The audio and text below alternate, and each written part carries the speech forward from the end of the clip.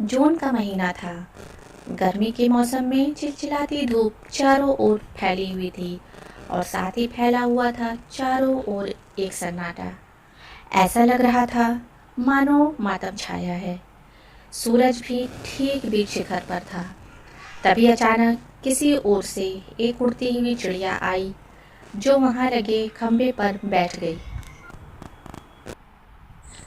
गर्मी से उसका बुरा हाल था।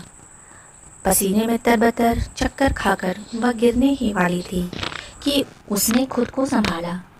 ऐसा मालूम होता था कि वो शहर के बाहर के उस जंगल से आई थी जहाँ पेड़ों की कटाई का काम चल रहा था। तभी वह ऊपर देखते हुए बोली, हे ऊपर वाले, मेरे साथ इतना अन्याय क्यों? मेरा घर भी ले लिया और पीने को एक बूंद पानी भी नसीब नहीं हो रहा। आखिर क्यों? हा हा हा हा हा। एक भयानक जोरदार आवाज आई।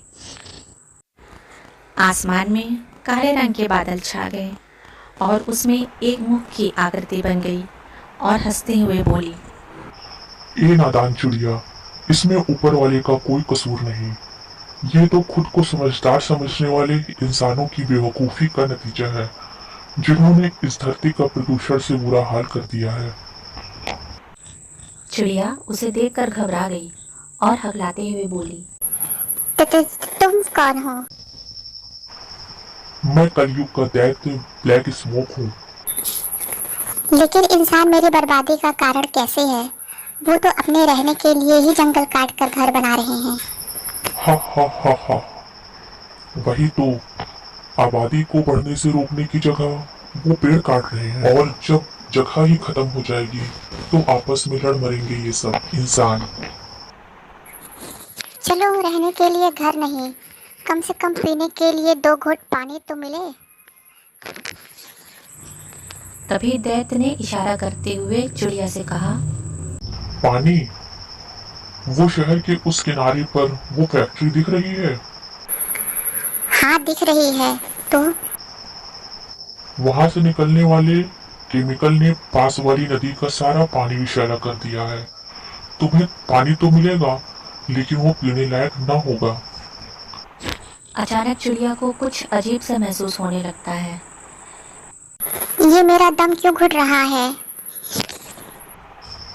मेरी मौजूदगी के कारण। हा हा हा हा। लेकिन तुम मेरे साथ ऐसा क्यों कर रहे हो? मैंने तुम्हारा क्या बिगाड़ा है? हा हा हा हा हा।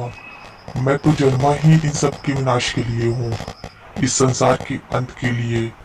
ये मनुष्य पेड़ पौधे काट काट कर और प्रदूषण फैलाकर मेरी ताकत को बढ़ा रहे हैं, लेकिन ये इस बात को भूल रहे हैं कि एक दिन मेरी ये ताकत इतनी बढ़ जाएगी कि जिस तरह आज तुम्हारा अंत होने वाला है, इस तरह सब इंसानों का अंत हो जाएगा।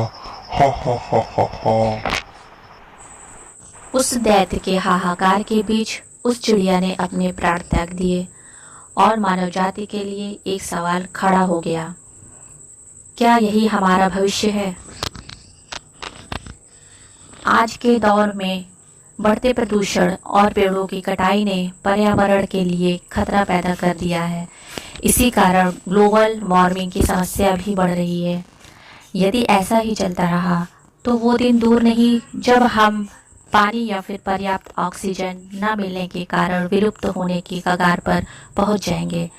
लेकिन उस समय हमें बचाने वाला कोई नहीं होगा।